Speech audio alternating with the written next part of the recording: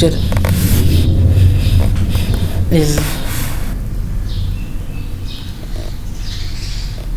about the derivation of gradient of function f, gradient of vector v, divergence of v, divergence of t in polar coordinates. But before that, we will do two examples related to our previous lecture. In our previous lecture, we were discussing gradient of vector, gradient of scalar, divergence of vector, divergence of tensor in Cartesian coordinates. These two examples, example number 1, example number 2, these are related with those. So if you have a scalar alpha and a vector a, then you have to show this thing.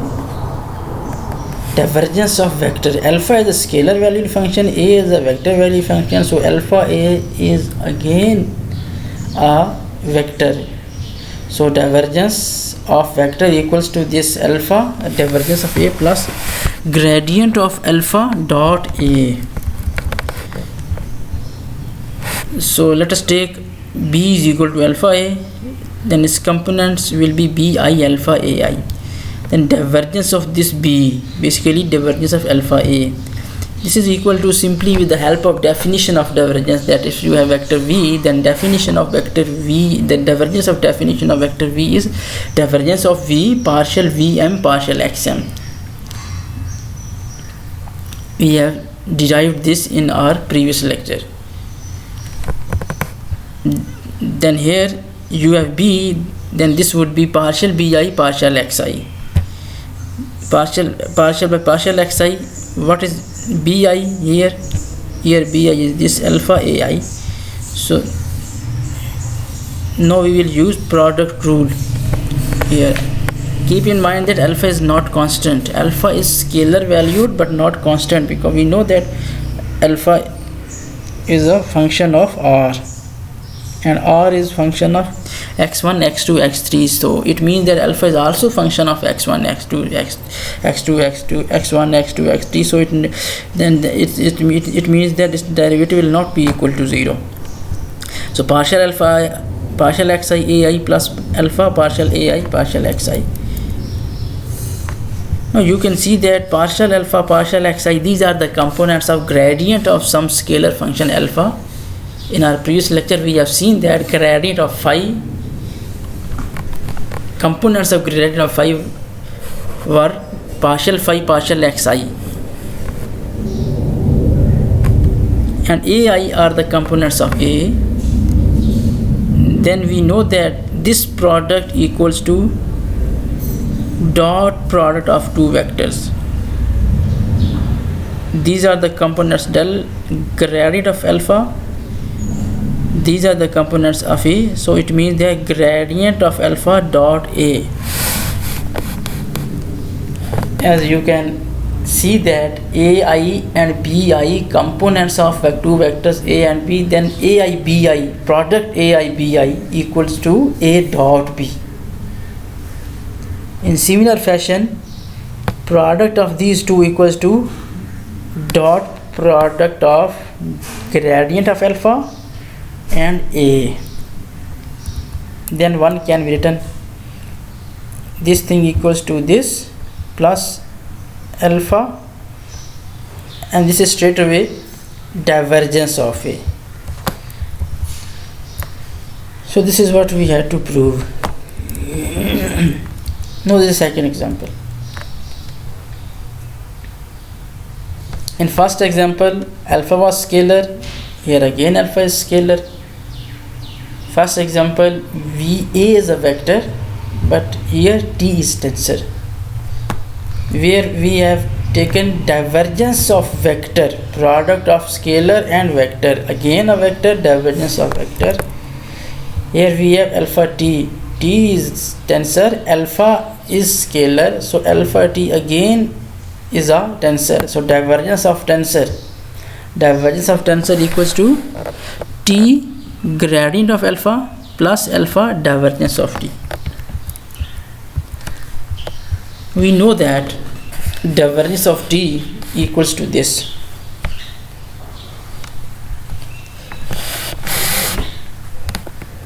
But here we have tensor as product of alpha with t.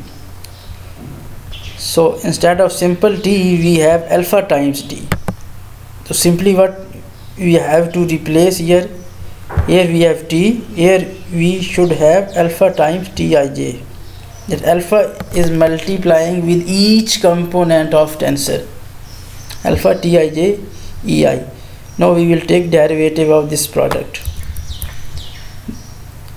with respect alpha with respect j tij ei plus alpha tij xj ei. Now this thing you can see that alpha plus alpha, this is simply divergence of t. You can see that here, divergence of t. Now this thing is basically t of delta gradient of alpha, as gradient of alpha is a vector. So this thing is telling that t is operating on vector, and you have again a vector. This is a vector. If you will open these indices I and j, you will have a vector, and that vector is basically equals to the same vector which is obtained when we apply this t on gradient of alpha. Now you have to show this how these two are equal. If you will put here, then you will have right side of your example. Now curl. Now we will define curl of vector v. You already know what is curl of vector v, but here we will define in terms of gradient of some vector field.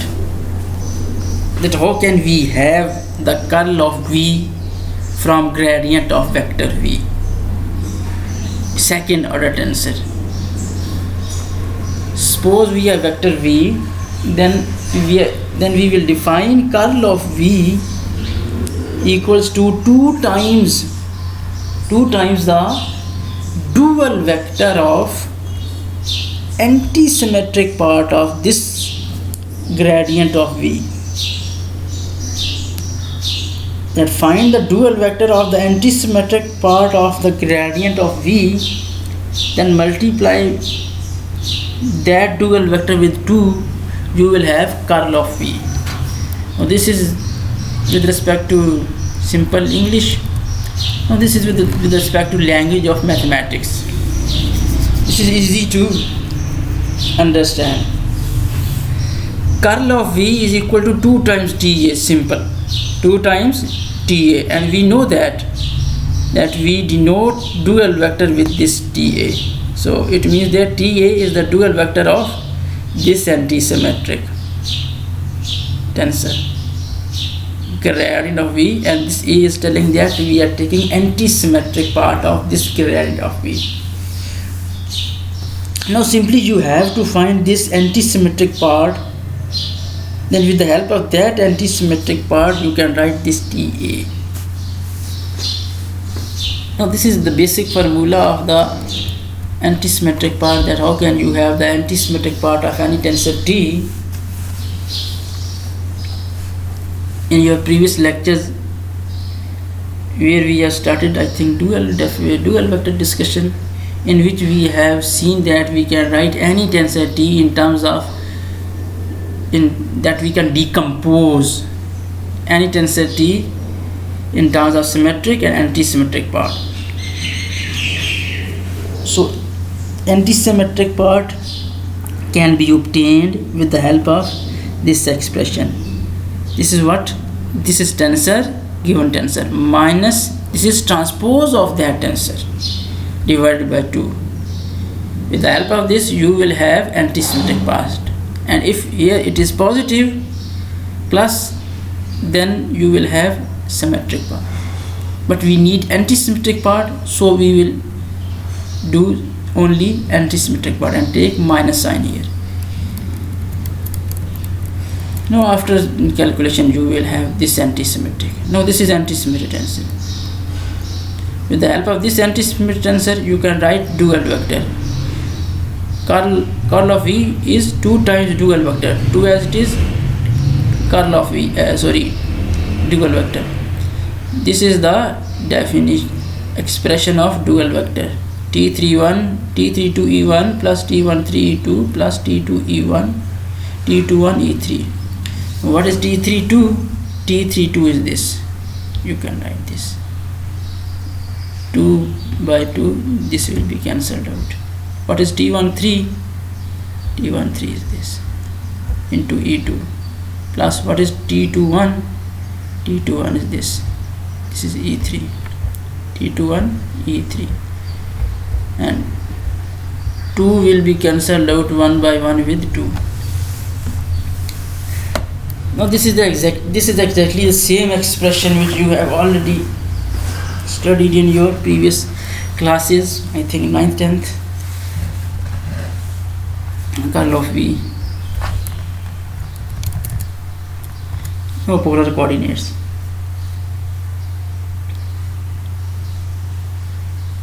In this section we will write our gradient of F, gradient of V, divergence of V, divergence of T, and the fifth one is curl of V in terms of polar coordinates.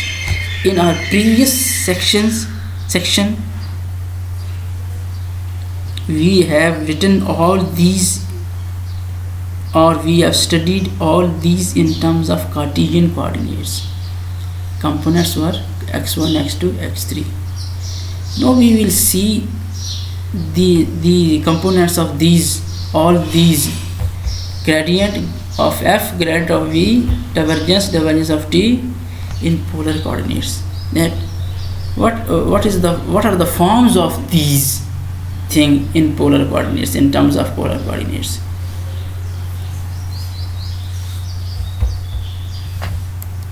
First we will see the relation between the polar and Cartesian coordinates and their their unit vectors.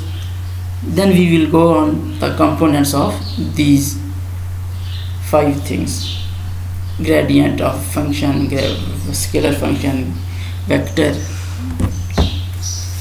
like that. Suppose we have Cartesian x1, x2, Cartesian components. E1 is parallel to x1, E2 is parallel to x2. This is the point P with components x1, x2 with respect to Cartesian. And you will join this P into this origin. You will have its position vector R. This is the position vector of this point P. This is a vector, so it would have a direction. So we are denoting its direction with ER. That ER is the unit vector in the direction of R. So with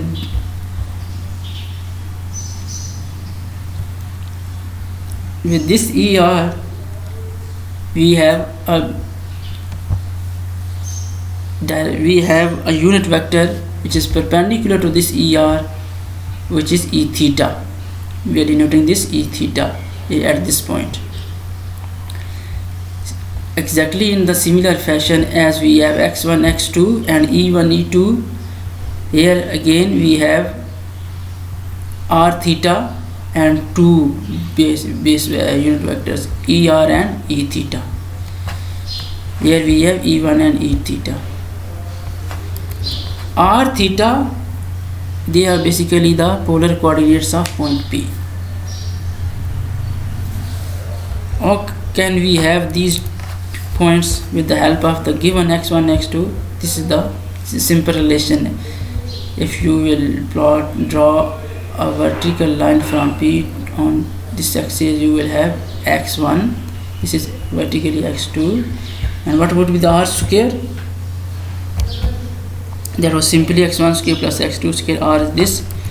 So tan theta will be equal to x2 over x1. Theta is tan inverse x2 over x1. Now the unit vectors ER and E theta for polar are related with E1, ET for Cartesian as follows. This is simple, the relation of ER and E theta with E1 and E theta. This relation you can have from your previous knowledge, from where you can have E1 dash equals to cosine of E theta E1 plus sine of theta E2, and E2 dash equals to minus sine theta E1 plus cos theta E2, E1 dash ER, E2 dash E theta. Simply you can see that these are perpendicular with each other. ER dot E theta equals to 0, and also the magnitude is 1. And these unit vectors, so their magnitude should be equal to 1.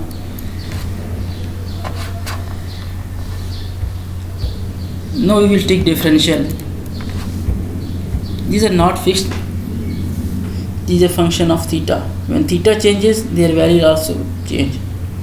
Will also be changed. Or when we move here, this theta will be changed. When theta will be changed, your ER E theta will be changed. So we can take their differential. Differential of ER similarly on right hand side, minus sine theta d theta E1 plus cos theta d theta E2.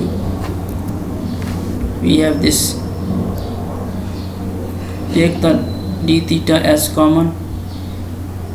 In parenthesis we have minus sine theta E1 plus cos theta E2, which was basically E theta. So we have differential of ER equals to E theta d theta. What is differential of E theta? Minus cosine theta E1 d theta minus sine theta E2 d theta. Take the minus and d theta common, we have ER. So differential of E theta is equal to minus ER d theta.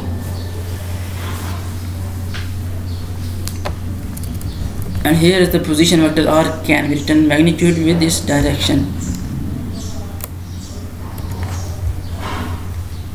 This is also can be changed, this magnitude.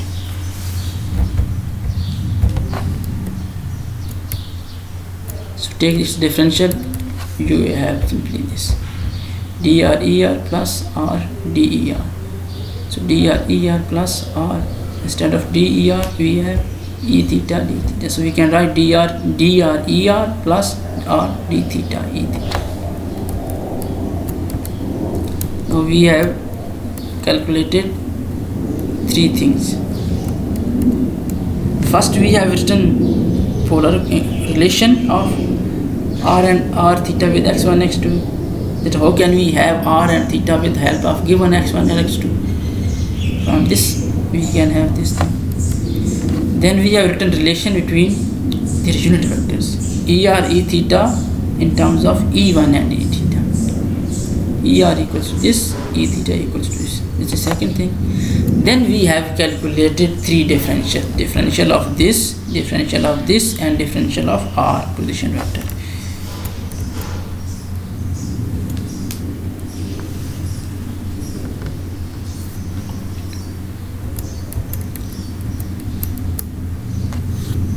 As we have to use these three differentials, that is why we have calculated these three differentials. When we will use these, let's see, components of gradient of phi. Now we will find components of gradient of phi. Let fr theta be a scalar field, then by definition of del gradient of f we can write. This is simply from the definition.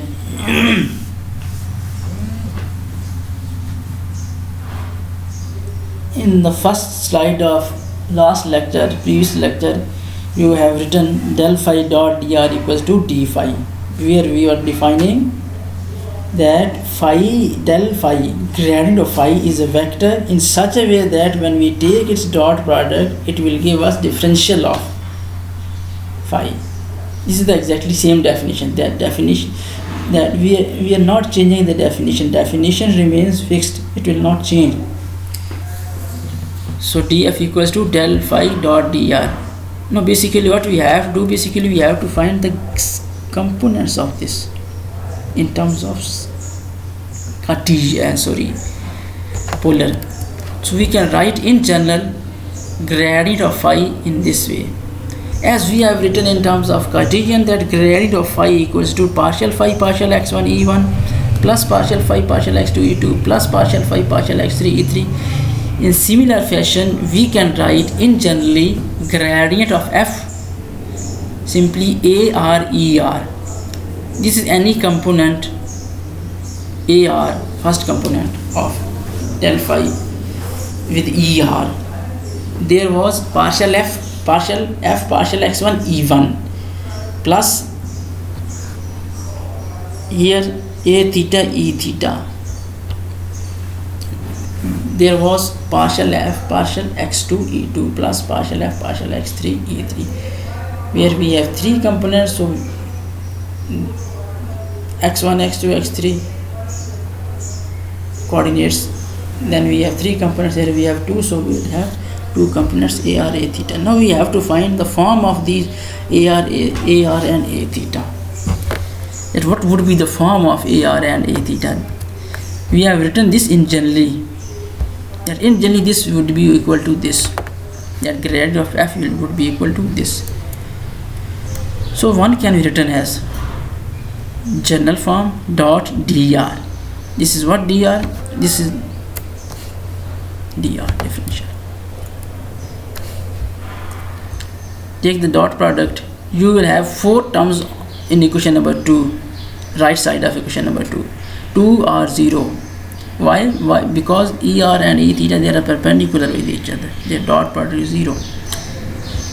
AR dr E dot ER dot ER. ER dot ER equals to 1. So we have AR dr plus, when we take E theta dot ER dot E theta, it will be 0.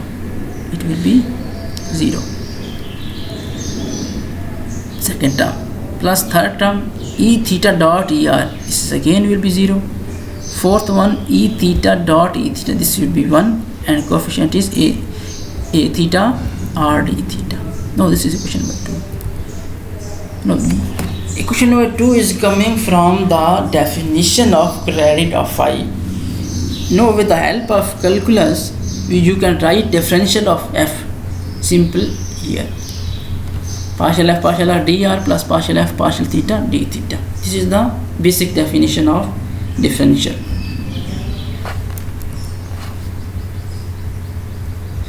So when we compare 2 and 3, you can have dr ar equals to this, and then a theta equals to 1 by r partial f partial theta. Now this is the final form of gradient of f. That if you are given a function f in terms of Cartesian, polar coordinates, then you can write its gradient in this way. That simply what you need, you need to calculate the derivative of f with respect to r and with respect to theta, and use those derivative here, and you will have gradient of f in terms of Cartesian coordinates. Keep in mind that r not equal to 0. Otherwise we cannot have this thing. R is not equal to 0. This is obvious because we are dividing with r. So this is only possible when r is not equal to 0. So thank you so much. Allah Hafiz.